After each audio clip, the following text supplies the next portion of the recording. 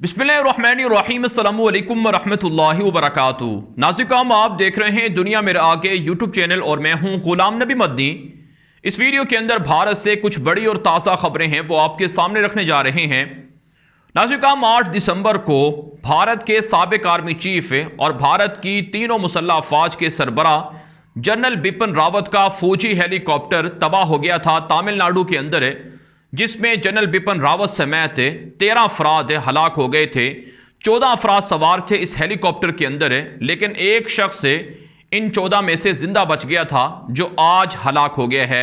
जी हाँ नाज़रीन, भारतीय मीडिया रिपोर्ट कर रहा है, भारत की फिजाइया ने भी इस हवाले से तस्दीक कर दी है कि भारतीय फिजाइया का पायलट जो इस हेलीकॉप्टर का ग्रुप कैप्टन था वो भी इस हादसे के अंदर जख्मी हुआ था और वो पिछले 7 दिन मौत और जिंदगी की कशमकश में अस्पताल में रहा, लेकिन आज वो भी हलाक हो गया है।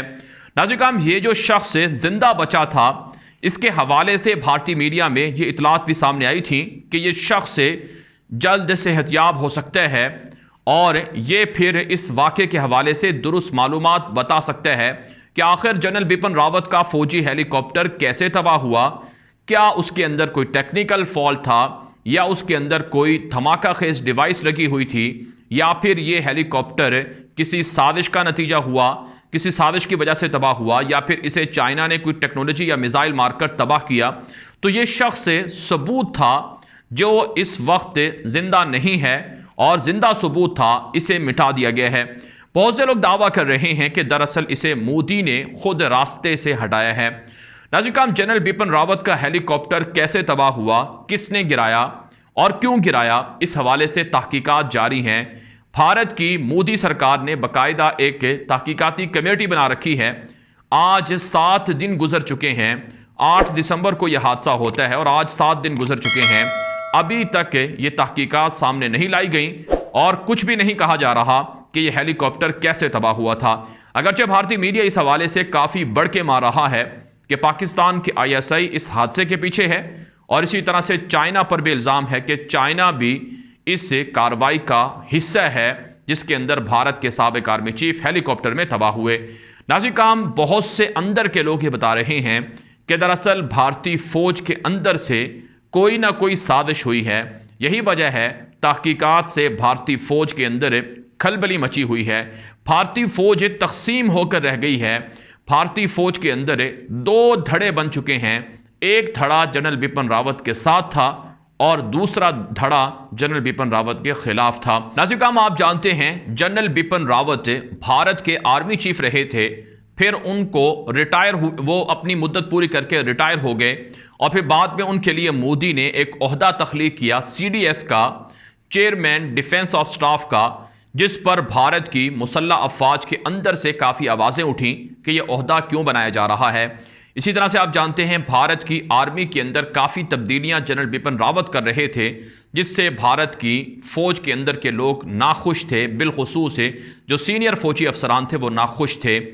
अब जबकि जनरल बिपिन रावत हलाक हो चुका है, मारा जा चुका है, उसके जाने के बाद अब भी फौज के अंदर एक धड़ा और एक तबका खुशी मना रहा है तो दूसरा धड़ा काफ़ी परेशान है, क्योंकि जनरल बिपिन रावत के अंदर जनरल बिपिन रावत के साथ बहुत से फौजी उसका साथ भी दे रहे थे और उसकी बात मानते थे, उसे अपना गुरु मानते थे। तो नाज़रीन, भारतीय फौज के अंदर अभी भी खलबली मची हुई है।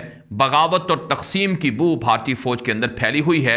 यही वजह नाज़रीन, ना तो तहकीकात मंजर आम पर आई हैं और ना ही CDS नया कौन होगा इस हवाले से कोई फैसला हुआ है। मोदी खुद परेशान है क्योंकि मोदी चारों तरफ से घिरा हुआ है।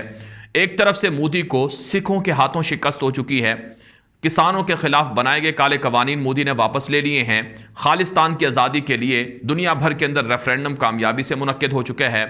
फिर नाज़रीन, चाइना भारत के इलाकों के अंदर घुसकर कब्जा कर रहा है और भारतीय मीडिया इस हवाले से रिपोर्ट नहीं दे रहा है, लेकिन कुछ जगहों पर जब खबरें सामने आ रही हैं तो आवाम के अंदर इश्तियाल बढ़ता जा रहा है। मोदी दहशतगर्द हकायक छुपा रहा है कि चाइना भारत के इलाकों पर कब्जा नहीं कर रहा है, लेकिन हकीकत यह है कि 43,000 मुरब्बा किलोमीटर का इलाका भारत से चाइना छीन चुका है और भारत की फौज बेबस है। चाइना भारतीय इलाकों के अंदर हाईवेज बना रहा है, सड़कें बना रहा है, फौजी अड्डे बना रहा है, फौजी छावनियां बना रहा है और इसी तरह से शहर बसा रहा है, लेकिन भारत इस हवाले से बेबस है, खामोश है। नाज़रीन, आप जानते हैं 2 रोज पहले भारत ने सुपरसोनिक मिसाइलों की तैयारी के हवाले से दावा किया और एक तजर्बा भी किया, और आज भारत के वजीर दिफा राजनाथ सिंह का एक और बयान नशर हुआ है कि चाइना किसी गलत फहमी में ना रहे कि भारत के पास हथियार नहीं हैं, हम भी सुपरसोनिक मिसाइल बना रहे हैं और उनके तजर्बात कर रहे हैं, जो चाइना और पाकिस्तान के लिए एक पैगाम है। लेकिन दुनिया इस बात को तस्लीम करती है कि भारत के पास जो असलहा है या जो भारत के पास जंगी जहाज़ हैं, ये दरअसल नाकारे हैं और ना ही भारत की फौज इनको चलाना जानती है और ना ही इनके ज़रिए से चाइना और पाकिस्तान का भारत मुकाबला कर पा रहा है। जनरल बिपिन रावत के हेलीकॉप्टर के हवाले से हम आपको पहले बता चुके हैं कि 4-5 ऑप्शंस हैं जिन पर गौर व फिक्र हो रहा है। एक तो ये कि टेक्निकल फॉल्ट हो इस हेलीकॉप्टर के अंदर, दूसरा ये कि मौसम की ख़राबी हो, तीसरा ये कि इसके अंदर इंसानी गलती हो, और चौथा ये कि चाइना ने इसे मिसाइल मारकर गिराया हो, और पांचवा ये कि पाकिस्तान ने किसी न किसी तरह से कोई मंसूबा बनाया हो, और छठा ये कि भारत की फ़ौज के अंदर से जो लोग थे उन्होंने इसके अंदर कोई बम रखा हो। ये मुख्तलिफ ऑप्शंस हैं जिन पर भारत के अंदर तहकीकात होनी हैं। अगर तहकीकात होंगी भी तो इसे छुपा लिया जाएगा, असल हकाइक मंजर-आम पर नहीं आएंगे। और हम आपको बता चुके हैं कि 2 ऑप्शन का ज़्यादा एहतिमाल है, एक चाइना और दूसरा भारत के अंदर से फौज ने बगावत करके जनरल बिपिन रावत को रास्ते से हटाया हो। भारत नाज़रीन काम दुनिया के अंदर भारतीय फौज का मजाक उड़ाया जा रहा है कि जो अपने साबिक आर्मी चीफ का और मौजूदा तीनों मुसल्लह अफ़वाज के सरबराह का हिफाजत नहीं कर सकी, दिफा नहीं कर सकी, वो चाइना और पाकिस्तान का भले कैसे मुकाबला कर सकती है। इस हवाले से मोदी के ऊपर लान तान हो रही है और मोदी के जमात के अंदर से लोग मोदी से काफ़ी मुश्तइल हैं, काफ़ी नाराज़ हैं कि वो अपनी फ़ौज के अंदर संभाल नहीं पा रहे हैं। दावे तो करते हैं, बढ़ के तो मारते हैं, लेकिन अमलन हकीकतन ग्राउंड के अंदर कोई भी ऐसी सूरत हाल अवाम को नज़र नहीं आ रही है। नाज़रीन, एक और ख़बर आपके सामने रखते हैं। ये ख़बर भी भारत से है। भारतीय फ़ौज इस कदर बुज़दिल हो गई है कि असल दुश्मनों का, असल हरीफों का मुकाबला नहीं कर पा रही है। भारत की रियासत मिज़ोरम से खबर है कि भारतीय फ़ौज ने बच्चों के स्कूलों के अंदर पनाहें ले ली हैं। मिज़ोरम के अंदर नक्सली तहरीक के माओनवाज अलहदगी पसंद भारतीय फ़ौज पर हमला करते हैं। भारतीय फ़ौज अपनी छावनियों के अंदर, चेक पोस्टों के अंदर, बैरकों के अंदर रहने की बजाय बच्चों के स्कूलों के अंदर पनाह लिए हुए है और वहाँ के कई स्कूलों पर कब्जा करके वहाँ पनाह ले ली है ताकि अलहदगी पसंद उन पर हमला ना करें। इस हवाले से वहाँ के जो तलबा हैं और उनके वालिदैन हैं उन्होंने एहतजाज किया है और वहाँ के वज़ीर आला से मुतालबा किया है कि फ़ौज से स्कूलों को खाली करवाया जाए, क्योंकि स्कूल पढ़ने के लिए हैं, जबकि फ़ौज यहाँ दाखिल हो गई है। इससे उनके बच्चों का मुस्तक़बिल भी ख़राब होगा और उनके बच्चों पर हमले भी हो सकते हैं। जबकि नाज़रीन काम नक्सली तहरीक के जो अलहदगी पसंद हैं वो भारतीय फ़ौज पर मुसलसल हमले करके भारत को तिगनी का नाच नचा रहे हैं, भारतीय फ़ौज को। और भारतीय फ़ौज जो अलहदगी पसंद हैं उनके हाथों शिकस्त से दो चार हैं। ना ही कश्मीर के अंदर भारतीय फ़ौजी मुकाबला कर पा रहे हैं मुजाहिदीन का, और ना ही अलहदगी पसंदों के हाथों कोई अलहदगी पसंदों का मुकाबला कर पा रहे हैं और अलहदगी पसंदों को गिरफ्तार कर रहे हैं माओ नवाज और नक्सली तहरीक के। और इसी तरह से चाइना भी और पाकिस्तान भी भारतीय फ़ौज के छक्के छुड़ाए हुए हैं और भारतीय फ़ौज इस हवाले से काफ़ी परेशान दिखाई दे रही है। नाज़रीन हम एक और ख़बर आपके सामने रखते हैं। ये ख़बर भारत के क्रिकेट से ताल्लुक़ रखती है।